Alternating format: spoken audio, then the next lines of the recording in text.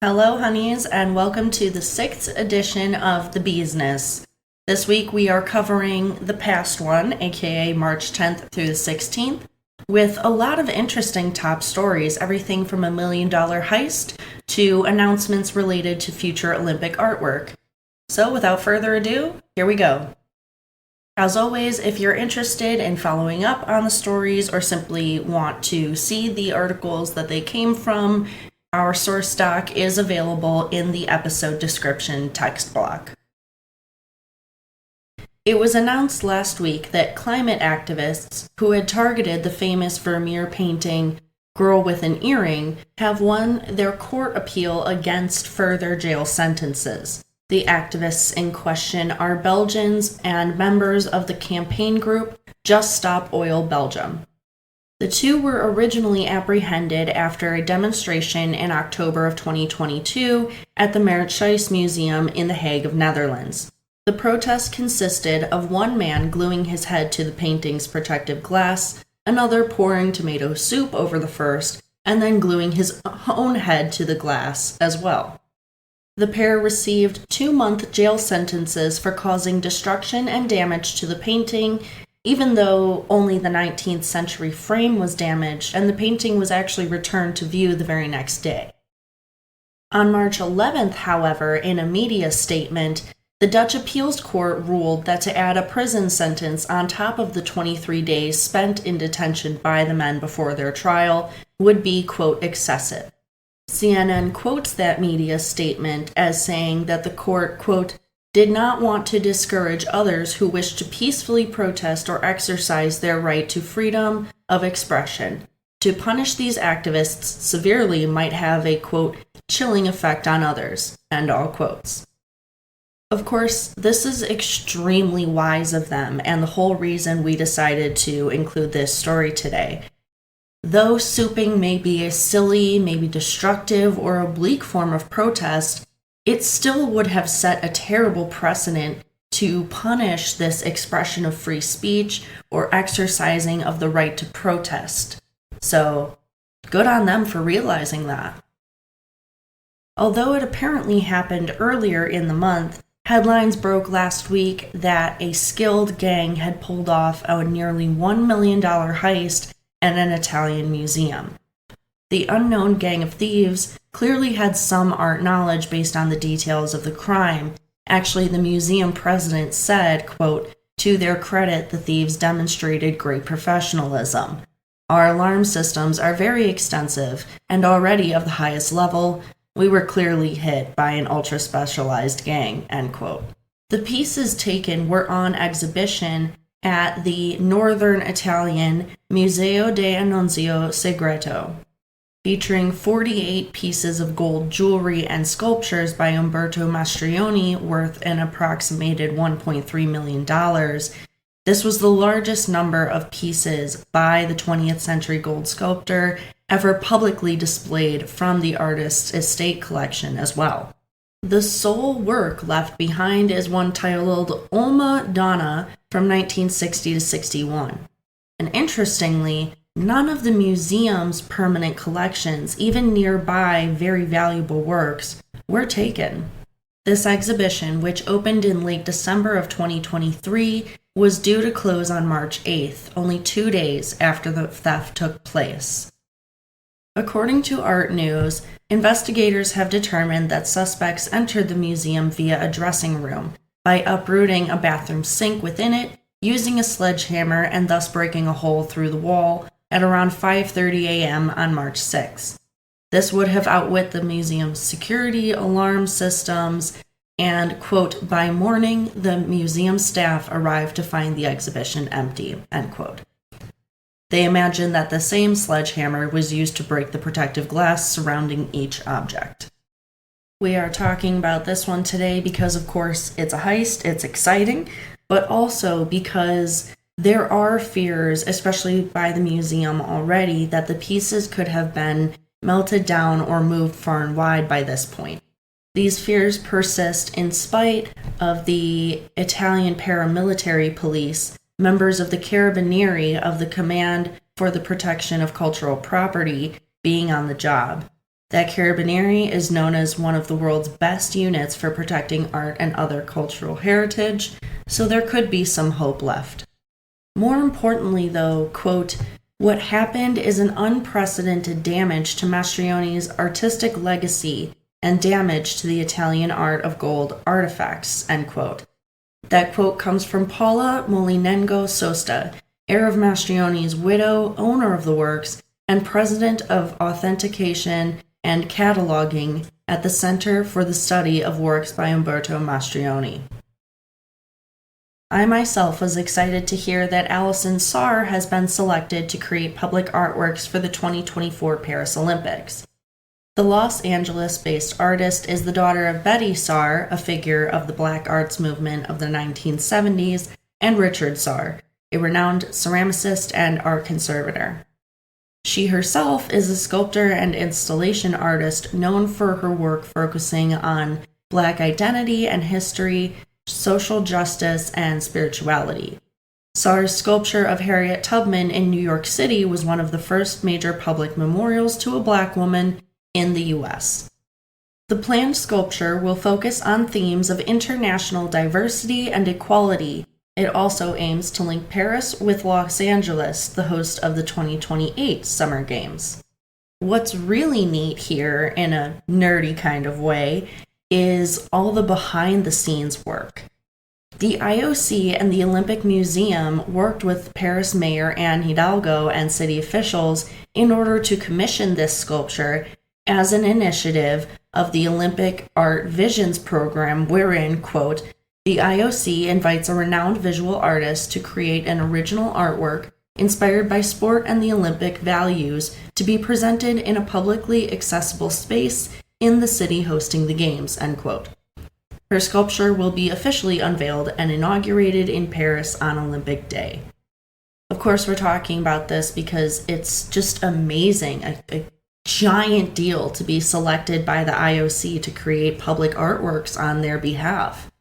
ArtNet says that she was, quote, unanimously selected by a jury comprised of the Paris 2024 Organizing Committee, representatives of the IOC, and officials from the city of Paris from a short list of leading American artists who were invited to submit proposals, end quote. So the selection of her from that short list, and unanimously, no less, is simply incredible.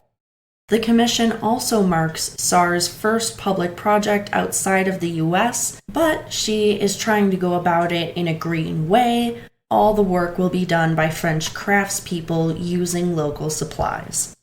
Of the commission, Saar said, quote, it is my hope that this work of art, a gift to the people and the city of Paris, will become a gathering space for the public to experience the spirit of friendship and interconnection across cultures and borders, end quote.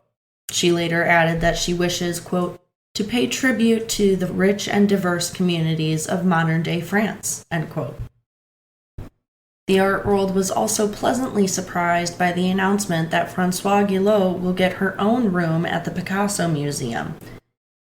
Guillot was an artist who lived from 1922 to 2023, and according to Hyperallergic, her, quote, 80-year practice emphasized abstracted figuration, still lifes, and landscapes with special attention to experimental compositions, as well as arbitrary color and scale, end quote. She is the only former lover to have dumped Picasso instead of the other way around. So she's getting a room dedicated to only her artworks at the Picasso Museum in Paris. The temporary display is expected to last a year and consists of 9 works on loan. It is also part of the museum's reopening and restaging of nearly 400 works in its collections. Why this exhibition is so important is that it's a much-needed redress of history. It emphasizes attention to her as a person rather than a stereotypical muse or burned ex-lover. As a museum spokesperson recently told The Guardian, quote, there are none of the pictures Picasso did of her or photographs. Instead, it concentrates on Françoise Guillot as an artist, end quote. It's also something of a satisfying last word for her. After she left him, Picasso tried his damnedest to ruin her and her career. According to Hyperallergic, quote, destroying her artwork and belongings, socially isolating her, and calling upon his network to blacklist her throughout France, end quote. Guillot, though, could not be beat, so she wouldn't give up her artistry and moved overseas as part of her clean slate style of solution. She also published the Frank memoir, Life with Picasso, in 1964, which he tried to ban from print on 3 separate occasions as it was not particularly flattering to him. In short, quote, in spite of her hardships and misplaced recognition as a muse instead of an artist of her own right, she forged a path of success as an individual who refused to let anyone else define her, end quote. This exhibition recognizes that individuality and self-sufficiently and celebrates it, finally, in an appropriate way. Last week also saw the donation of a collection worth $300 million to Seattle University. The donation was made by philanthropist Richard Hedreen, who formerly appeared on the Art News' top 200 collectors list. Obviously, it went to the Seattle University in Washington. However, this relationship was pre-existing. His late wife was an alum of the school, and the couple were top donors for multiple projects of the universities related to art or artistic buildings over the years. This collection is significant because it's worth $300 million, but also because it includes more than 200 works of art dated from the 15th century to the present, and by such wonderful and well-known masters as Titian, Thomas Gainsborough, Willem de Kooning, Robert Rauschenberg, Roy Lichtenstein, Robert Indiana, Cecily Brown, Irving Penn, Andy Warhol, and Amy Sherald, so on. So just insanely impressive donation and collection in and of itself. We're covering this not only because it is, according to Art News, the largest donation of art to a university in the US, but also because of the amazing, unselfish, anti-hoarding mindset behind this choice. Hedreen says, quote, Betty and I always felt that we were custodians of the artworks we acquired, holding them in trust for a larger purpose. The Jesuits place a special focus on the arts and humanities, including art history, and that has long been reflected in Seattle University's Jesuit education and its connections to the Seattle art community. My goal is to keep the collection together in the new Seattle University Museum of Art, which will have a profound and lasting impact on students and faculty, end quote. We love this share the wealth, we are simply stewards manner of thinking. It's, I can't even put into words how much I appreciate that as an art person and as a former student. Confusion also spiked last week as tipsters reported art reproductions used in home stagings as the real thing to authorities. The Isabella Stewart Gardner Museum, in particular, noticed an increase in reports of cited, stolen artworks which were tied directly to online home viewings. Though it's very unlikely that someone would be brave or stupid enough to hang one of the 13 stolen works from the 1990 theft for public viewing on the internet like that, Museum Security Director Anthony Amore must still look into all of these reports. The paintings that have been reported to authorities as a result of these reproductions seen in stagings on websites include The Storm of Galilee, worth $100 million, and is the only seascape by Rembrandt. That was reported with hopes of reward by a Zillow scroller. We can imagine they were pretty disappointed when it was not the real thing. Another stolen in that same robbery, The Concert, also by Rembrandt, was reported last week as well.